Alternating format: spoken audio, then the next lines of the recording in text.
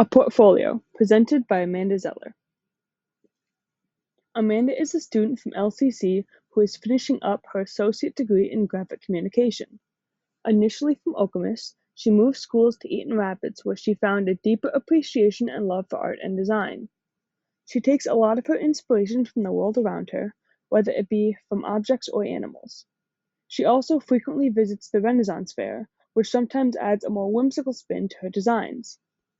Outside of traditional drawing, she also designs and makes costume pieces. Due to this, she has used most mediums of art, though there's none she has been able to master yet.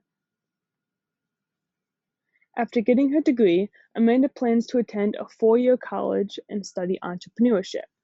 She always thought it would be a good idea to get a business degree, especially considering she doesn't know what to do with the rest of her life yet. While design and creativity are something that will stick with her, she doesn't plan on being a designer full-time. Her relationship with art has always been rather rocky, and she has only more recently learned to love what she creates, so she doesn't want it to make a career out of it, in case it turns into a job and not her passion. She has played around with the idea of becoming a full-time costume designer, however, whether it be for Renaissance Fair outfits or the Broadway stage. Moving on to her traditional art. In drawing one, she learned a lot of skills that she had not known before in the traditional drawing world. She had to use mediums that she was rather uncomfortable with, and it was a experience.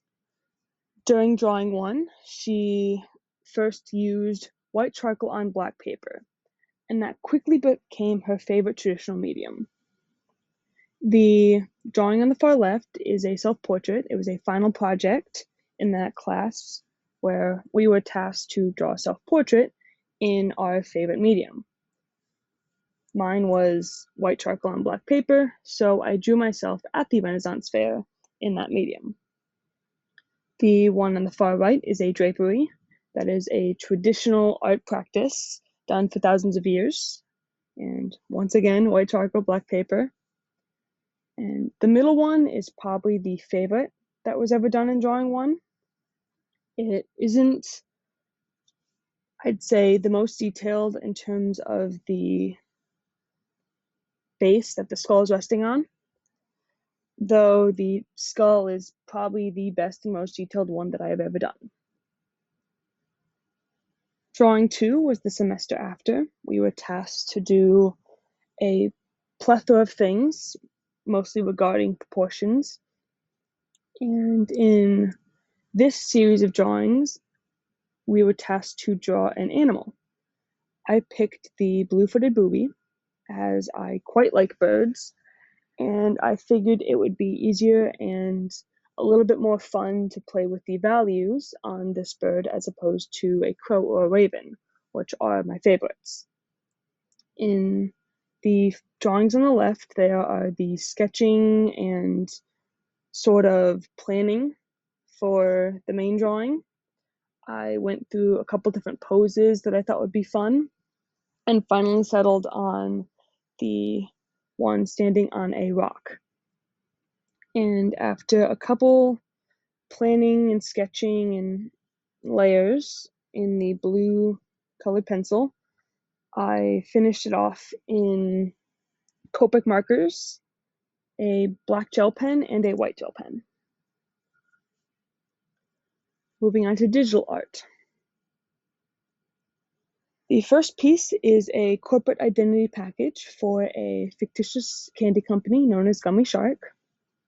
They are a candy company founded in England in the 1950s, though recently they've been doing a rebrand, and this is that rebrand. It uses a lot of geometrical elements, though I made sure all the colors were a little bit softer and a little more pleasant to the eyes as opposed to the bright, vibrant colors oftentimes seen on candy. In digital illustration, we made a plethora of pieces using vectoring and Adobe Illustrator.